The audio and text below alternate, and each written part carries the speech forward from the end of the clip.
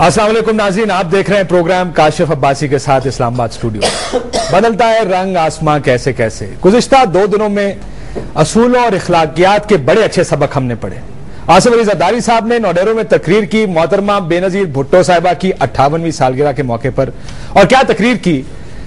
वो तमाम सबक नवाज शरीफ साहब को और सियासी अदाकारों को पढ़ाए जो गुज़िश्ता 3 सालों में वो दबे लफ्जों में पढ़ाते रहे। इस मरतबा तो उन्होंने जो जुबान का इस्तेमाल किया, जितनी सख्त तकरीर की, उस पर तमाम लोग हैरान भी थे और शायद थोड़े से परेशान भी।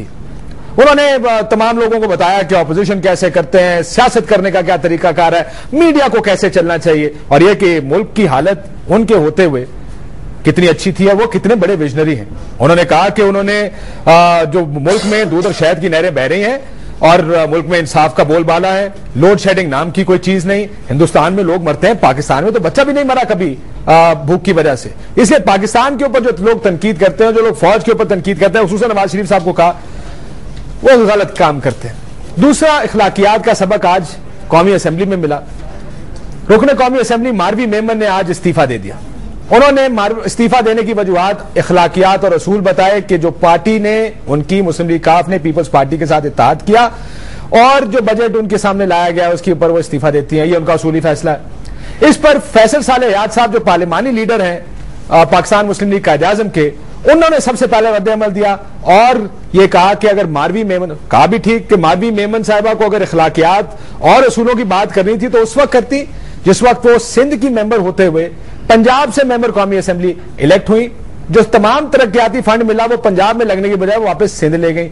अगर तनकीद करनी थी जिस पार्टी के टिकट से वो इलेक्ट होकर आई हैं तो पार्टी के प्लेटफॉर्म पे करती, वरना पहले इस्तीफा दे देती। इखलाकियात का दर्ज तो बड़ा अच्छा है, लेकिन शायद ये भूल गए कि 2002 के इलेक्शंस में जब ये पाकिस्तान पीपल्स पार्टी के टिकट पर जीत कर आए थे तो उस वक्त इन्होंने भी कुछ दूसरे लोगों के साथ परवेज मुशर्रफ साहब की छतरी के नीचे मीर जफरुल्लाह खान जमाली साहब को इलेक्ट कराया था। एक वोट से इलेक्ट हुए थे, शायद वो वोट फैसल साले याद साहब का अपना था। दूसरी तरफ खुर्शीद शाह साहब खड़े हो गए मारवी मेमन की तकरीर के बाद। उन्होंने भी एक लेक्चर इखलाकियात का दिया। उन्होंने कहा मारवी मेमन बात करती है, अगर ये बात करती परवेज मुशर्रफ के खिलाफ तो मैं डेस्क बजाता, अगर ये अकबर बुख्ती के वक्त इस्तीफा देती तो मैं इनके साथ खड़ा होता। एक और चीज भूल गए खुर्शीद शाह साहब, जरा अपनी सफों की तरफ देख लेते। 4 वजीर मेजर, सबसे पहले हफीज शेख साहब जिन्होंने आज ही बजट पास कराया, माशाल्लाह सदर परवेज मुशर्रफ साहब के साथ वफाकी वजीर थे, निजकारी के भी रहे। दूसरे वजीर जो इनके साथ ही साथ वाली नशिस्त पर बैठे थे, फिरदौस आशिक अवान साहिबा वजीर इत्तलात हैं आज, लेकिन उस वक्त फिरदौस आशिक अवान साहिबा पार्लिमानी सेक्रेटरी थी सेहत की, उधर भी नहीं देखा।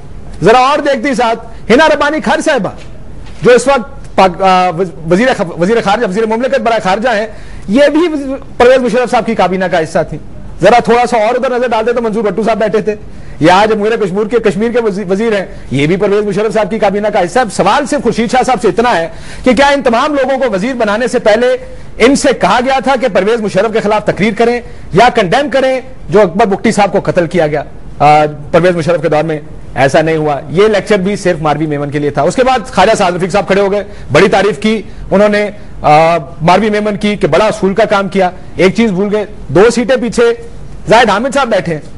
नवाज शरीफ साहब जब तकरीर करते हैं परवेज मुशर्रफ के गले आ जाते हैं, कहते हैं कि जी 2 मार्शल लॉ लगाए। लॉ मिनिस्टर थे जिस वक्त, दूसरी इमरजेंसी मार्शल लॉ इमरजेंसी लगी।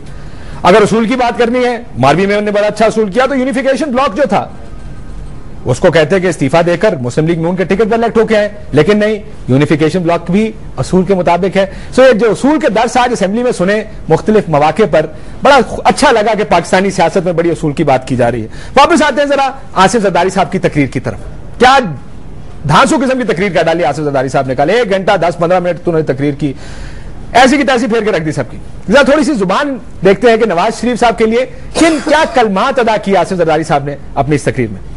मौलवी नवाज शरीफ समझिए, ये मौलवी को क्यों तकलीफ हो रही है आज?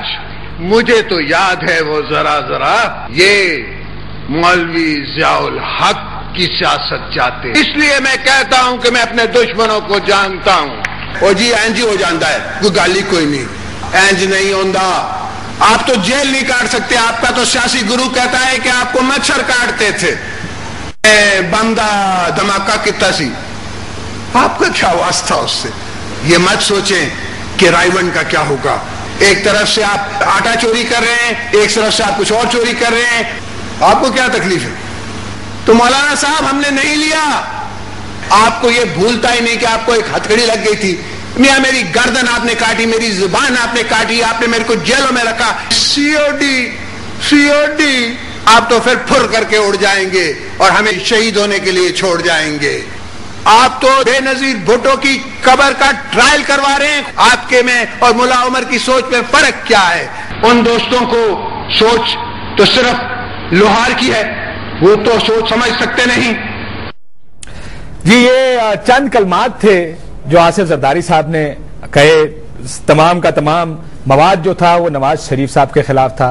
ये अनएक्सपेक्टेड नहीं है, गैर मुतवक्को नहीं है, क्योंकि मियां साहब आजकल आजाद कश्मीर के दौरे पर हैं। मियां साहब जब आजाद कश्मीर में तकरीर करने खड़े होते थे तो आसिफ जरदारी की करप्शन, आसिफ जरदारी के दोस्त, आसिफ जरदारी ये कर रहे हैं, आसिफ जरदारी वो कर रहे हैं। तो ये जवाब तो शायद एक्सपेक्टेड था, ये जवाब तो मिलना ही था पाकिस्तान मुस्लिम लीग नून के कायद नवाज शरीफ साहब को आसिफ जरदारी साहब की तरफ से। खाली इसलिए सुनाया कि किस किस्म की जुबान इस्तेमाल की गई सदर पाकिस्तान आसिफ अली जरदारी साहब की जानिब से। याद रहे कि हाईकोर्ट ने कहा हुआ है कि सदर या तो सदर रहेंगे या सियासत करेंगे, दोनों चीजें इकट्ठी नहीं कर सकते। बहरहाल मैं मेहमानों का तारुफ करा दूं, मवाद बड़ा है हमारे पास इस तकरीर से। उस मवाद के अंदर थोड़ी थोड़ी गुफ्तगू करेंगे कि क्या आसिफ जरदारी साहब मैसेज देना चाह रहे थे नवाज शरीफ साहब को और शायद फौज को। जो तकरीर उन्होंने आज की। फैसल रजा आबदी साहब पॉलिटिकल सेक्रेटरी हैं सदर पाकिस्तान आसिफ अली जरदारी साहब के, बहुत शुक्रिया आपका। आबिद शेर अली साहब मेंबर कौमी असेंबली हैं पाकिस्तान मुस्लिम लीग नून के, आपका भी आबिद शेर अली साहब बहुत शुक्रिया।